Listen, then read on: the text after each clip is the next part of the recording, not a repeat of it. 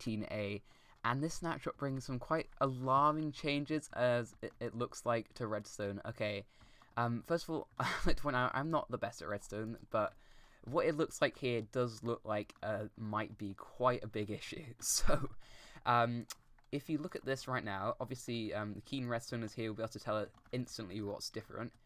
But we've got some things here that don't quite look like what they're supposed to. First of all, redstone's actually changed the actual look of the thing to this, and it's got a weird hitbox now. This is what I remember. It's actually what it used to look like on Bedrock, it was, or whatever. And I'm not a fan of this texture, by the way.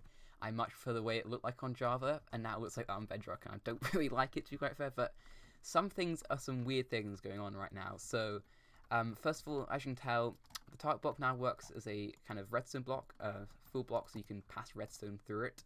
You can tell the difference there. See, that's just normal block, target block. Here, this is if this was one. Oh, we need to get a bucket actually to get rid of some of this water. But if you were to power this block in 1.15, this block would not be powered. But now look at this; it powers that block here. And again, same similar thing with 1.15. If we come look at the changelog here, you've got side by side here. I'm gonna put that window down here. This is what we've got here, and this is 1.15. See, it would light the lamp, but now it doesn't light the lamp. And yeah, as I said before, see, it lights this one, but not in 1.15. And see, this one like that, and the difference between the redstone dust here. Another thing it seems to change here, as you can tell, is the fence gate here. Again, in 1.15, this would not be powered, but it does seem to be powered now. Now, okay, as I said, I'm not a redstoner, but this does seem very alarming, and even as a non-redstoner, I feel quite worried for the redstone community. It might not be as serious as it looks, but it does look quite serious for some contraptions. Again, I'm not the right person to be talking about this, but yeah, it doesn't look too good for not really for redstone, or it might be a good thing. I don't know, but it doesn't look too good. You have to watch redstoner's point of view on this later on. But we're actually going to look through the actual changelog now. As you can tell, redstone wise changes and the target lock now conducts redstone signals. And we've gone through this.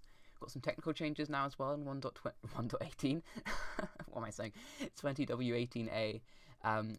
They've added an enable status option to the server.properties file, which is set to false, which suppresses replies to status requests from clients.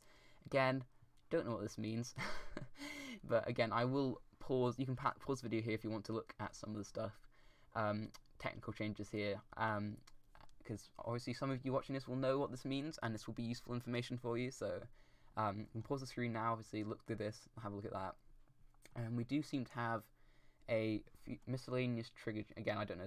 We've got some new bug fixes as well. Some interesting ones I saw here is wet wheels become black for instant after shaking. Well, this is something that has been here for ages. That's a cool one to see. Again, a bunch of cool new bug fixes, which are probably very useful for the game. But we're just gonna have to wait and see and how this affects redstone. And again, Mojang have been talking about this as a kind of experimental thing. They're not too sure about yet, so we don't know if this will stay for the final update. But very interesting changes, and it definitely shows, it's actually showing here that if they're willing to change the redstone, who knows what else they're willing to change. But anyway, hope you guys enjoyed today's snapshot. Again, this was another quite small one, showing that we are probably nearing the end of the snapshots and getting into pre-releases, which is very exciting. And if you are excited for that, make sure to subscribe and leave a like, and I'll see you in the next one. Goodbye, everyone.